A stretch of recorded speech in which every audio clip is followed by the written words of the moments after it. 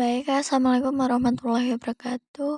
Di sini saya Widya Rafatul Fadilah dengan NIM 222050033 akan mempresentasikan proposal saya yang berjudul Pengaruh Pengupgradean Sarana dan Prasarana terhadap Proses Pembelajaran.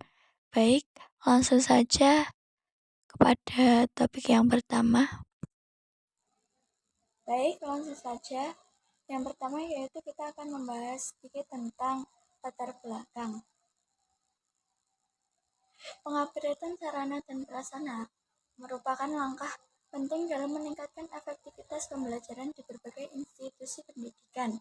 Ketika sarana dan prasarana ditingkatkan, hal ini secara langsung mempengaruhi proses pembelajaran dengan memberikan lingkungan yang lebih kondusif dan mendukung bagi siswa maupun pendidik.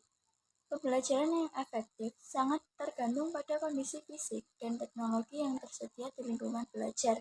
Dengan pengupgradean sarana prasarana seperti ruang kelas yang dilengkapi dengan fasilitas multimedia modern, laboratorium yang dilengkapi dengan peralatan canggih, perpustakaan dengan koleksi yang memadai, serta akses internet yang stabil, institusi pendidikan mampu menciptakan suasana yang memungkinkan siswa untuk belajar lebih baik. Selanjutnya yaitu turunnya efektivitas pembelajaran. Seringkali terjadi ketika sarana dan prasarana tidak memadai atau sudah usang. Misalnya, ruang kelas yang gelap atau penggunaan peralatan yang sudah kadaluarsa dapat menghambat interaksi yang produktif antara guru dan siswa, serta mempengaruhi kualitas pengajaran secara keseluruhan. Pengupdatean sarana dan prasarana tidak hanya memperbaiki kondisi fisik, tetapi juga menciptakan motivasi tambahan bagi guru untuk menambahkan metode pengajaran yang lebih inovatif. Selain itu, pengupdatean sarana juga dapat meningkatkan efisiensi pengelolaan pembelajaran. Contohnya, penggunaan sistem manajemen pembelajaran berbasis teknologi yang canggih dapat membantu dalam pemantauan kemajuan siswa, memfasilitasi komunikasi antara siswa dan guru, serta menyediakan akses ke sumber daya belajar tambahan secara online. Secara keseluruhan, pengupdatean sarana dan prasarana tidak hanya memperbaiki infrastruktur fisik, tetapi juga secara positif mempengaruhi proses pembelajaran dengan menciptakan lingkungan yang lebih dinamis, interaktif, dan memungkinkan pendidik untuk mengadopsi pendekatan pembelajaran yang lebih efektif. Dengan demikian, investasi dalam pengupdatean sarana dan prasarana dapat memberikan hasil yang signifikan dengan peningkatan kualitas pendidikan secara keseluruhan. Rumusan masalah yang diambil peneliti yaitu apakah ada pengaruh yang signifikan antara pengupgradean sarana dan prasarana terhadap keefektifan pembelajaran di MA Al-Manar. Tujuan penulisan yang diambil peneliti yaitu untuk mengetahui pengaruh yang signifikan antara pengupgradean sarana dan prasarana terhadap keefektifan proses pembelajaran di MA Al-Manar.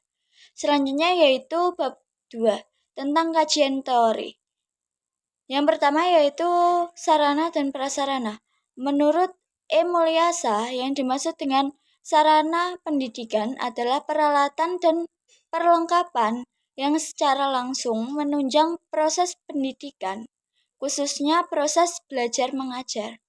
Yang kedua yaitu tentang pembelajaran. Menurut Undang-Undang Republik Indonesia Nomor 20 Tahun 2003 tentang Sistem Pendidikan Nasional, bahwa pembelajaran adalah proses interaksi pendidik dengan peserta didik dan sumber belajar yang berlangsung dalam suatu lingkungan belajar. Selanjutnya yaitu penelitian terdahulu. Penelitian yang dilakukan oleh Rika Megasari pada tahun 2014 dengan judul Peningkatan Pengelolaan Sarana dan Prasarana Pendidikan untuk meningkatkan kualitas pembelajaran di SMP 5 Bukit Tinggi, yaitu mendapatkan hasil yang signifikan. Yang kedua yaitu penelitian yang dilakukan oleh Hajeng Darmastuti pada tahun 2014 dengan judul Manajemen Sarana dan Prasarana dalam upaya peningkatan kualitas pembelajaran pada jurusan Teknik Komputer dan Informatika di SMK Negeri 2 Surabaya juga mendapatkan hasil yang signifikan. Next, selanjutnya bab 3 yaitu metode penelitian. Rancangan penelitian yang pertama yaitu pendekatan penelitian menggunakan pendekatan kualitatif dengan next yaitu bab 3 metode penelitian. Rancangan penelitian yang pertama yaitu pendekatan penelitian menggunakan pendekatan kuantitatif. Pendekatan kuantitatif sendiri secara sederhana dapat dikatakan sebagai penelitian yang datanya menggunakan angka-angka. Akan tetapi kalau kita ingin melihat lebih jauh, maka pendekatan kuantitatif merupakan metodologi penelitian yang menggunakan pendekatan positivisme. Artinya, ada relasi yang real yang diatur oleh kaidah-kaidah tertentu yang berlaku universal. Walaupun kebenarannya, pengetahuan tentang itu mungkin hanya bisa diperoleh secara probabilistik outri atau dapat diukur dengan standar tertentu, digeneralisasikan dan bebas dari konteks dan waktu. Yang kedua yaitu jenis penelitian. Penelitian ini termasuk dalam jenis penelitian kuantitatif non-eksperimen. Penelitian kuantitatif non-eksperimen adalah penelitian yang pada dasarnya adalah riset yang tidak melakukan manipulasi terhadap variabel independen atau penempatan secara acak partisipan penelitian pada kondisi tertentu atau mungkin tidak melakukan keduanya. Yang ketiga yaitu metode koresional. Penelitian yang dilakukan dimaksud untuk mengetahui ada atau tidak hubungan antara dua variabel tersebut. Populasi dan sampel. Populasi dalam penelitian ini maksudnya yaitu untuk mengetahui ada tidaknya hubungan antara dua atau beberapa variabel. Yang kedua yaitu sampel.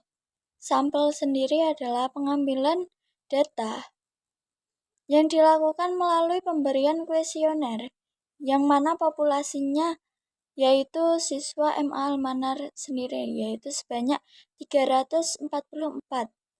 Teknik yang digunakan adalah probability sampling dengan rumus Slovin hingga diketahui sampel minimal yaitu 185.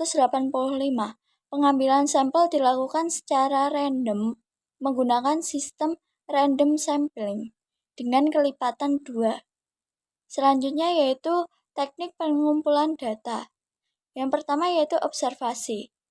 Observasi ialah proses pengumpulan data di mana peneliti langsung terjun ke lapangan atau objek yang akan diteliti. Yang kedua yaitu melalui kuesioner.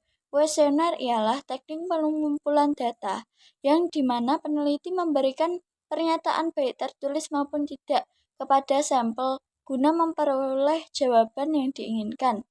Selanjutnya yaitu instrumen penelitian. Pedoman observasi penelitian ini, observasi dilakukan untuk melihat data secara langsung tentang bagaimana respon siswa terhadap pengupgradean sarana dan prasarana pada saat proses pembelajaran berlangsung. Yang kedua yaitu pedoman kuesioner. Kuesioner merupakan teknik pengumpulan data yang dilakukan dengan cara memberikan seperangkat pertanyaan atau pernyataan tertulis kepada responden untuk diberikan jawaban atau untuk memenuhi jawaban. Selanjutnya yaitu teknik analisis data. Yang pertama yaitu menggunakan statistik deskriptif. di mana kita nanti akan mencari mean modus dan standar deviasi serta membuat tabel distribusi frekuensi. Yang kedua yaitu menggunakan uji normalitas, di mana jika nilai signifikan lebih besar A dalam kurung 0,05 maka data tersebut berdistribusi normal. Tetapi jika nilai signifikan kurang dari A dalam kurung 0,05 maka data tersebut berdistribusi tidak normal. Yang ketiga yaitu uji linearitas, yang mana jika signifikan lebih besar 0,05 dinyatakan bahwa data linear, dan sebaliknya jika nilai signifikan kurang dari 0,05 dinyatakan bahwa data tidak linear. Yang terakhir yaitu teknik keabsahan data uji. Yang terakhir yaitu teknik keabsahan data. Yang pertama yaitu menggunakan uji validasi, yang kedua uji reliabilitas, yang ketiga uji hipotesis korelasi Pearson, yang keempat yaitu uji regresi linear sederhana. Baik, sekian yang dapat saya sampaikan, kurang lebihnya mohon maaf. Wassalamualaikum warahmatullahi wabarakatuh.